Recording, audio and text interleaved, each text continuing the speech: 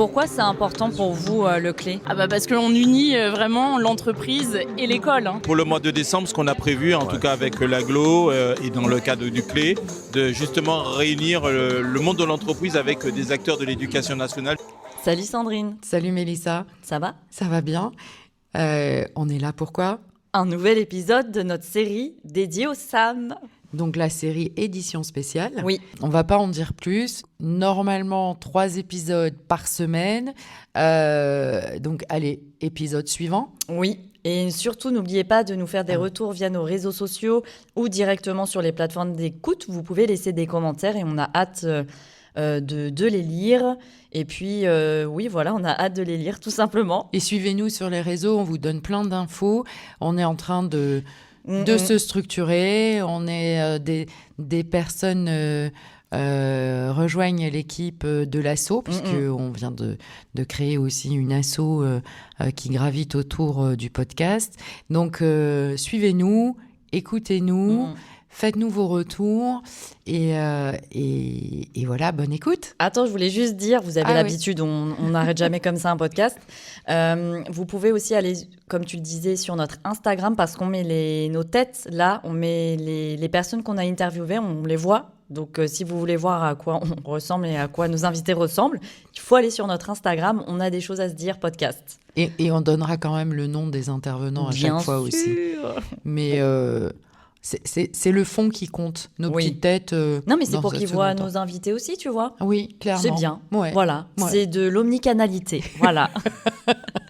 Bon, bonne écoute. Bonne écoute. C'est le SAM, c'est parti pour le SAM. Le SAM, le SAM, le SAM.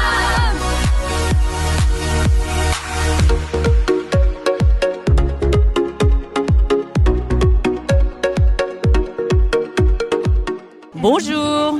Bonjour. Bonjour. Bonjour. Alors moi je suis ravie de vous recevoir parce qu'on s'était déjà rencontrés et les uns et les autres sur des sujets complètement différents et aujourd'hui je m'aperçois que ces sujets ils sont très très proches.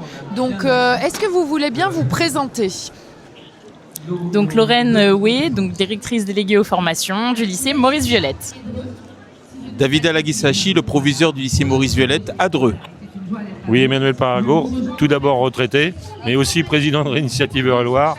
Et préalablement, j'étais chef d'entreprise pendant 25 ans sur la région de l'Oise. Et donc du coup, sont réunis là en synthèse le lycée et le réseau Initiative Eure-et-Loire qui accompagne les porteurs de projets et les entreprises à créer et un peu plus d'ailleurs. Tout à fait. Donc, moi, ce qui m'amène là, c'est que... Alors, je sais que je dis un mot qui n'est pas le bon, qui s'appelle le dispositif clé.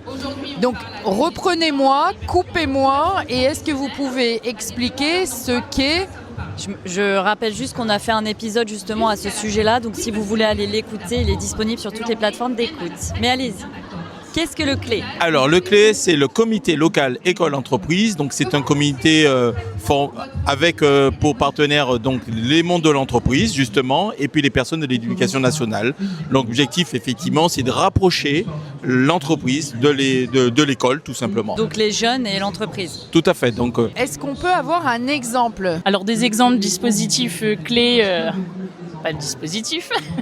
On a mis en place des actions entre l'école et l'entreprise, comme par exemple l'immersion dans les entreprises, mais on met en place aussi une relation entre l'école et l'entreprise en faisant venir des entreprises et présenter un petit peu la volonté des entreprises à accueillir des stagiaires ou encore de faire des actions avec les établissements. Pourquoi c'est important pour vous le clé ? Parce qu'on unit vraiment l'entreprise et l'école. Parce qu'aujourd'hui, nous, par exemple, au lycée Maurice Violette, on a besoin des entreprises pour pouvoir notamment placer nos élèves en stage et puis leur donner l'appétence des métiers par la suite. Oui, je rajouterais juste une chose concernant le clé. Pour moi, c'est une mise en place de réseau, de se connaître. C'est surtout ça le plus important pour moi. C'est connaître l'entreprise, connaître évidemment le monde scolaire, de manière à ce qu'il y ait ce lien et qu'à la sortie des études, les jeunes trouvent du boulot. Pour moi, c'est essentiel.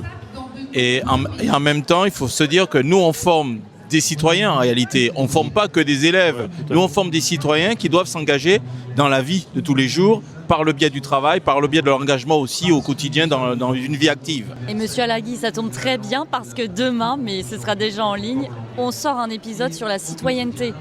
Donc vous l'écouterez avec grand plaisir, je sais. Oui, tout à fait, parce que je suis très attaché à cet engagement citoyen. Et puis l'immersion dans les entreprises, c'est ça aussi qu'on a. Ouais, l'immersion. On peut quand même dire aussi. Hein, on a combien on avait d'entreprises qui ont participé Une dizaine d'entreprises ont participé et ont ouvert leurs portes à plusieurs écoles et personnels. Donc on a pu visiter et voir un petit peu ce qui se passait au sein des entreprises. Et tout ça grâce au dispositif clé, donc c'était quand même très intéressant. Et ça va dans un sens comme dans l'autre, parce qu'effectivement, et je rejoins Emmanuel, parce que forcément, le réseau, il commence dès maintenant. Ouais. Et il faut quand même leur faire toucher du doigt qu'effectivement, il faut désacraliser le monde de l'entreprise, que les chefs d'entreprise sont aussi des individus, alors certes pas de la même génération, et c'est là que c'est intéressant et que nous on intervient avec notre podcast, mais ils ont des codes différents, etc.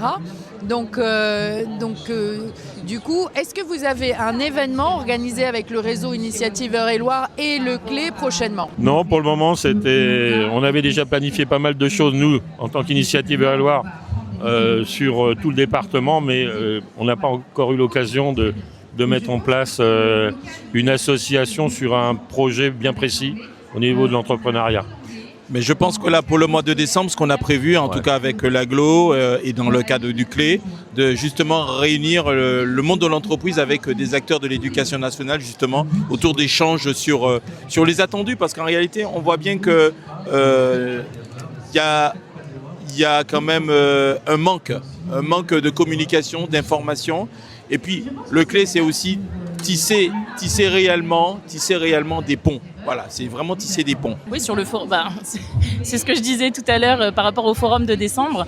Donc on invite toutes les entreprises à venir et les enseignants, les professeurs. Alors là, cette fois-ci, ce ne sera pas destiné aux élèves, mais aux enseignants.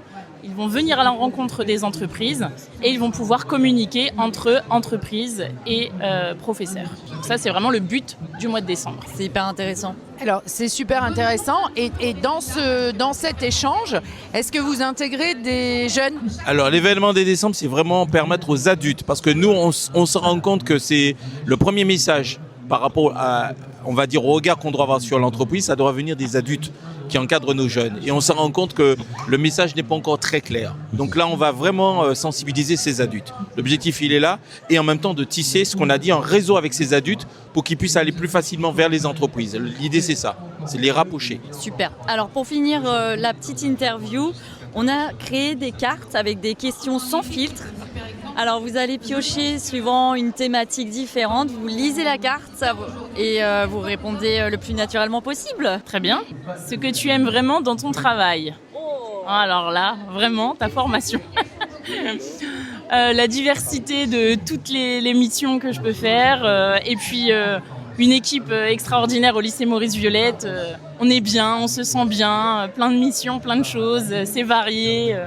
Et très dynamique. Et moi, j'adore Lorraine parce qu'elle a ce côté pétillant et vraiment l'envie de faire bouger les choses. Mais je ne fais pas ça seule.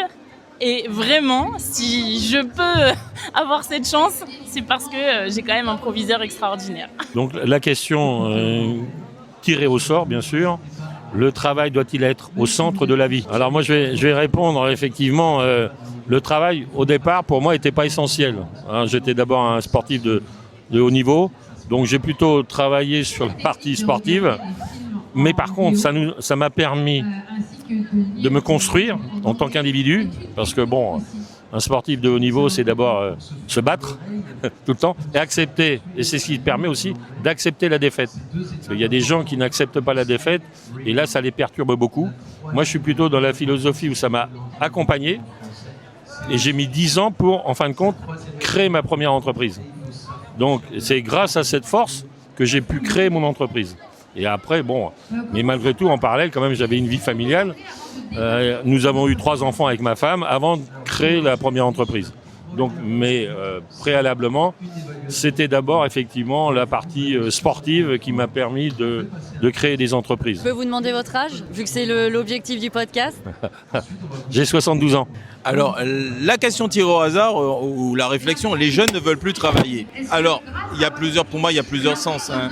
Effectivement, on constate depuis quelques années, on va dire, ils n'ont plus envie. Mais en même temps, s'ils n'ont plus envie, c'est parce qu'on leur donne plus envie. Donc, ça veut dire, c'est à nous adultes, à nous accompagnateurs, à nous parents, de se mobiliser pour donner envie à nos jeunes. Parce que c'est ainsi qu'on arrivera à leur montrer finalement la richesse. Le travail, bien sûr, c'est important, ça permet d'ouvrir des portes, mais ça permet de grandir. Et on ne peut pas vivre dans le monde des bisounours en se disant que sans le travail, on ne peut pas. Le travail est essentiel, il n'y a pas que le travail, il y a l'équilibre qu'on doit avoir autour et il faut qu'on arrive à éduquer nos jeunes justement pour qu'ils aient envie de travailler. Et merci, c'est vraiment une conclusion incroyable parce que c'est quand même l'ADN de notre podcast et pour donner envie, il faut parler avec nos jeunes, il faut savoir les écouter aussi, parce qu'on n'a pas définitivement les mêmes codes. Donc on est de la même génération. Donc, Vous avez quel âge? 55 ans révolus. Voilà, Je vais te demander on est la toute génération journée. X. Et ton âge? 36 ans. Donc il nous manquait une génération Z, mais c'est pas grave. En tout cas, c'est une belle conclusion et il faut communiquer, parler, s'écouter avec beaucoup de bienveillance. Merci beaucoup. Merci beaucoup. Merci.